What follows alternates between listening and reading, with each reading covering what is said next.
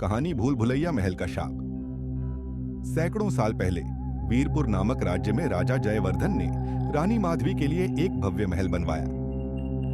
इस महल को भूल भुलैया महल कहा जाता था क्योंकि इसका हर कोना रहस्यमयी गलियारों और गुप्त दरवाजों से भरा हुआ था। महल की नींव खोदते समय मजदूरों को जमीन के नीचे एक प्राचीन समाधि मिली थी। समाधि पर संस्कृत में लिखा था, यह स्थान मृत आत्माओं का निवास है, इसे न छेड़ा जाए। राजा ने इस चेतावनी को अनदेखा कर समाधि को महल के तहखाने में बंद करवा दिया। उसने इसे अंधविश्वास मानकर निर्माण जारी रखा। महल बनकर तैयार हुआ, लेकिन कुछ ही दिनों में अजीब घटनाएं होने लगी। महल की दीवारों से आवाजें आने लगी और रात में चीखें सुनाई देती। महल में एक दिन एक तांत्रिक आया जिसे आसपास के लोग काली शक्तियों का मास्टर मानते थे। उसका नाम भैरव तांत्रिक था। वह महल के रहस्य को जानने के लिए उत्सुक था। भैरव तांत्रिक ने राजा को चेताया कि महल उस समाधि पर बना है जहां एक महान रक्षक योद्धा वीर नागेश्वर की आत्मा कैद है। योद्धा ने प्राचीन काल में राक्षसों को हराकर शांति स्थापित की थी, लेकिन उसे धोखे से मारकर उसकी आत्मा को श्राप दिया गया था।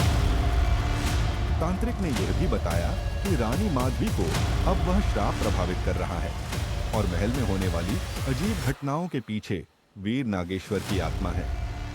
राजा ने तांत्रिक को महल से निकाल दिया, लेकिन भैरव तांत्रिक ने जाते जाते चेतावनी दी कि अगर समाधि को नष्ट नहीं किया गया तो पूरा महल विनाश का शिकार होगा।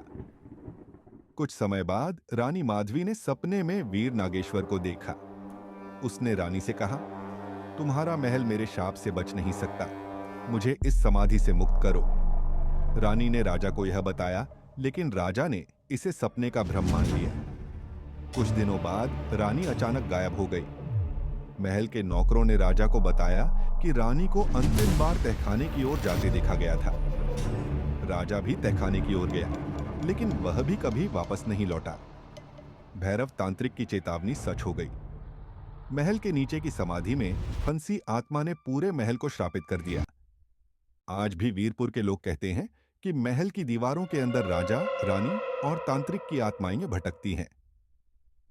अमावस्या की रात को महल से चीखें और तांत्रिक के मंत्रों की आवाजें आती हैं। कहा जाता है कि जो भी इस महल के रहस्य को जानने गया वह कभी वापस नहीं आया। यह महल आज भी वीरपुर का सबसे बड़ा रहस्य बना हुआ है। दोस्तों, यदि आपको यह कहानी पसंद आई हो तो कृपया हमारे चैनल को सब्सक्राइब करें, वीडियो को लाइक करें और अपनी राय कमेंट में साझा करें। हम ऐसी और रोमांचक कहानियां लाते रहेंगे। तब तक के लिए इंतजार करें। धन्यवाद।